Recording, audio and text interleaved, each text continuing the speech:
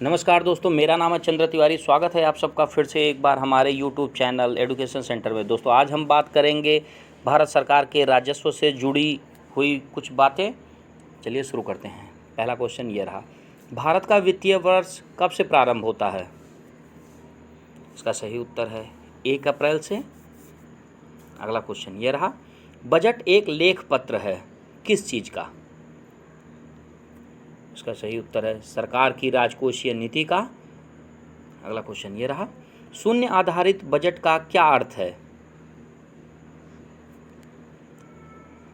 इसका सही उत्तर है हर बार बिल्कुल नए सिरे से बजट तैयार करना, ऑप्शन डी।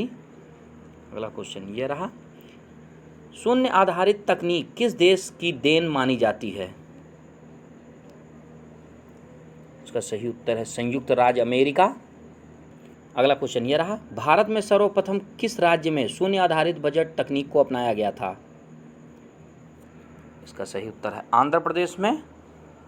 अगला क्वेश्चन ये रहा, भारत में शून्य आधारित बजट प्रणाली कब अस्तित्व में आया? इसका सही उत्तर है 7वीं पंचवर्षीय योजना में। दोस्तों, 7वीं पंचवर्षीय योजना का कार्यकाल 1985 से 1990 तक रहा। अगला क्वेश्चन ये रहा, वार्षिक वित्तीय विवरण बजट संसद के दोनों सदनों के समक्ष पहुंचाया जाता है, इनमें से किसके द्वारा? इसका सही उत्तर है राष्ट्रपति के द्वारा पहुंचाया जाता है। अगला क्वेश्चन ये रहा, केंद्र सरकार के बजट के चालू खाते में व्यय की सबसे बड़ी मद किसकी है? यूपीपीसीएस 1999 का क्वेश्चन है। इसका सही उत्तर है केंद्रीय आयोजन। अगला क्वेश्चन ये रहा, भारत को अधिकतम कर आय कहाँ से प्राप्त होती है? अधिकतम कर मतलब टैक्स कहाँ से प्राप्त होता है? इसका सही उत्तर है निगम कर से। निगम कर को हम हिंदी में इंग्लिश में कॉरपोरेट टैक्स भी कहते हैं।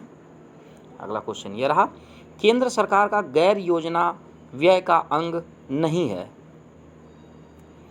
इसका सही उत्तर है विज्ञान एवं तकनीकी विकास हेतु आवंटन। अगला क्वेश्चन ये रहा, भारत सरकार की कुल कर आय में सर्वाधिक योगदान होता है, इनमें से किसका? इसका सही उत्तर है केंद्रीय आबकारी टैक्स का। दोस्तों, आबकारी एक अप्रत्यक्ष कर है जो भारत में विनिर्माण की जाने वाली उन वस्तुओं पर लगाया जाता है जो घरेलू खपत के लिए होती है। कर विनिर्माण पर लगाया जाता है और जैसे ही वस्तुओं का विनिर्माण हो जाता है, केंद्रीय उत्पाद शुल्क देय हो जाता है। यह विनिर्माण पर लगाया गया कर है जो विनिर्माता द्वारा अदा किया जाता है, जो अपना कर भार ग्राहकों पर डाल देते हैं। अगला क्वेश्चन ये रहा, संघीय बजट को अधिनियम आय प्राप्त होती है कहाँ से? इसका सही उत्तर है कॉरपोरेट कर से यानी निगम कर से। अगला क्वेश्चन ये रहा, निम्नलिखित में से कौन सा स्रोत संघ सरकार का स्रोत नहीं है? एसएससी 2013 का यह क्वेश्चन है। इसका सही उत्तर है व्यापार कर। अगला क्वेश्चन ये रहा, राजकोषीय घाटे और बजटीय घाटे का अंतर किसके बराबर होता है?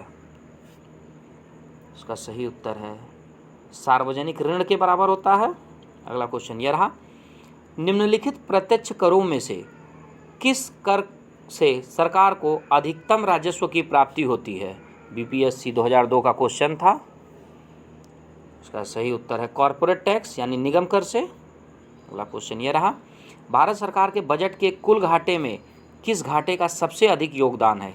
तो यूपीपीसीएस 2002 में यह क्वेश्चन पूछा गया था। इसका सही उत्तर है राजकोषीय घाटा। भारत सरकार के बजट के कुल घाटे में राजकोषीय घाटा यानी फिजिकल डिफिसिट का सबसे अधिक योगदान है। प्रथम घाटे को प्राप्त करने हेतु राजकोषीय घाटे में से ब्याज अदायगी को घटा दिया जाता है। अगला क्वेश्चन यह रहा, निम्नलिखित में से कौन सा एक साधन केंद्र सरकार के राजस्व का स्रोत नहीं है? एसएससी 2008 में यह क्वेश्चन पूछा गया था। इसका सही उत्तर है कृषि आयकर। अगला क्वेश्चन यह रहा, भारत सरकार के बजट के आंकड़ों में कुल व्यय और कुल प्राप्तियों के बीच के अंतर को क्या कहते हैं? एसएससी 2007 का यह प्रश्न था। इसका सही उत्तर है ऑप्शन बी, बजटीय घाटा कहते हैं। अगला क्वेश्चन यह रहा, राजकोषीय घाटे से क्या मतलब है? इसका सही उत्तर है कुल व्यय माइनस राजस्व प्राप्तियां प्लस ऋणों की वसूली प्लस विनिवेश से प्राप्ति। अगला प्रश्न यह रहा, हाल के वर्षों में संघीय सरकार के बजट में व्यय का सबसे बड़ा मद रहा है, इनमें से कौन? दोस्तों यूपीपीसीएस 2009 का यह क्वेश्चन था। इसका सही उत्तर है ब्याज की अदायगी। अगला क्वेश्चन यह रहा, संघ सरकार द्वारा किस कर की वसूली नहीं की जाती है? एसएससी 2013 का यह क्वेश्चन था। इसका सही उत्तर ऑप्शन बी, कृषि भूमि पर आयकर। अगला प्रश्न यह रहा, यदि सरकार का बजट 1 अप्रैल तक पारित हो सके तो सरकारी व्यय किस आधार पर किया जाता है? बहुत इंपॉर्टेंट क्वेश्चन, यूपीपीसीएस 2013 का यह पूछा गया था। इसका सही उत्तर है लेखा अनुदान। यदि सरकार का बजट 1 अप्रैल तक पारित हो सके तो सरकारी व्यय लेखा अनुदान के आधार पर किया जाता है। अगला प्रश्न यह रहा, भारत के संविधान में बजट को क्या कहते हैं? एसएससी 2014 का यह क्वेश्चन था। इसका सही उत्तर है वार्षिक बजट स्टेटमेंट। भारतीय संविधान के अनुच्छेद 112 में भारत के केंद्रीय बजट को वार्षिक वित्तीय विवरण के रूप में निर्दिष्ट किया गया है, जो कि भारतीय गणराज्य का वार्षिक बजट होता है, जिसे प्रत्येक वर्ष फरवरी के पहले कार्य दिवस को भारत के फाइनेंस मिनिस्टर द्वारा संसद भवन में पेश किया जाता है। अगला क्वेश्चन यह रहा, भारत में किसने आमदनी पर कर की शुरुआत की थी? यूपीपीसीएस 2015 में यह पूछा गया था। इसका सही उत्तर जेम्स विल्सन ने 1860 में इनकम टैक्स लगाया था। अगला क्वेश्चन यह रहा, संघ सरकार के कर राजस्व में सबसे महत्वपूर्ण स्रोत कौन सा है? इसका सही उत्तर है कॉर्पोरेट टैक्स।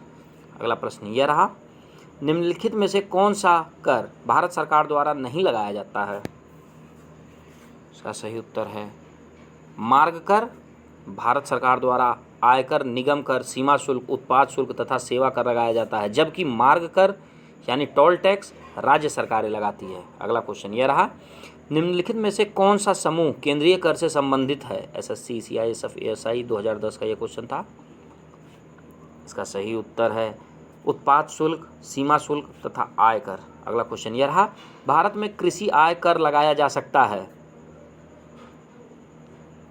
इसका सही उत्तर है राज्य सरकारों के द्वारा। देशों में किसान स्वतंत्रता पूर्ण काल से ही कर देता आया है एवं वर्तमान में भी बागवानी, हॉर्टिकल्चर जैसे गतिविधि को बहुत सरकारें टैक्स के स्लैब में रखती हैं, क्योंकि उनके समझ में यह वाणिज्यिक कृषि है। चलिए अगला क्वेश्चन देख लेते हैं। ये रहा अगला क्वेश्चन, निम्नलिखित में से कौन सा प्रत्यक्ष कर है यानी डायरेक्ट टैक्स? इसका सही उत्तर है प्रॉपर्टी टैक्स यानी संपदा कर। वह प्रत्यक्ष कर राशि होता है जो किसी अचल संपत्ति के स्वामी द्वारा उस संपत्ति के मूल्य के अनुसार अदा किया जाता है। इस कर का अनुमान संपत्ति मूल्य के आधार पर लगाया जाता है। चलिए अगला क्वेश्चन देख लेते हैं।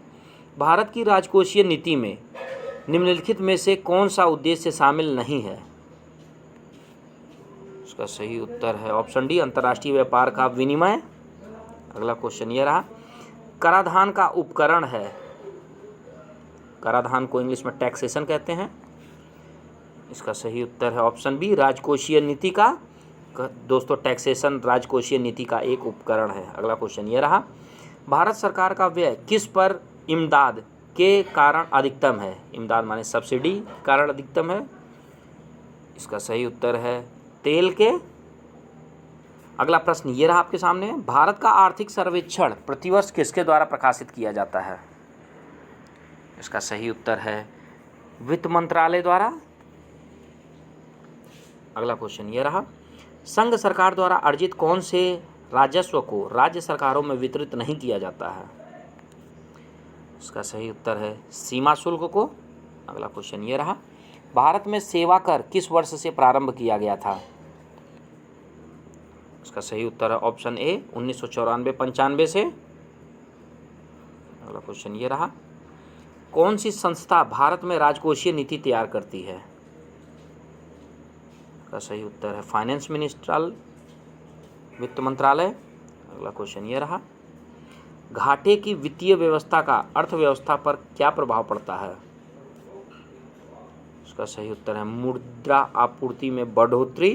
दोस्तों घाटे की वित्तीय व्यवस्था की स्थिति में अर्थव्यवस्था में इन्फ्लेशन अर्थात वस्तुओं की कीमत में आनुपातिक रूप से वृद्धि होती है, चूँकि घाटे की वित्तीय व्यवस्था की दशा में अतिरिक्त मुद्रा का प्रवेश बाजार में हो जाता है, जिसके उत्पादन की तुलना में मांग अधिक होने के कारण कीमतों में वृद्धि प्रतीत होती है। अगला क्वेश्चन ये रहा, एक भुगतान है जो सरकार किसी उत्पादक को किसी वस्तु के बाजार मूल्य के पूरक रूप में देती है। इसका सही उत्तर है ऑप्शन बी, सब्सिडी।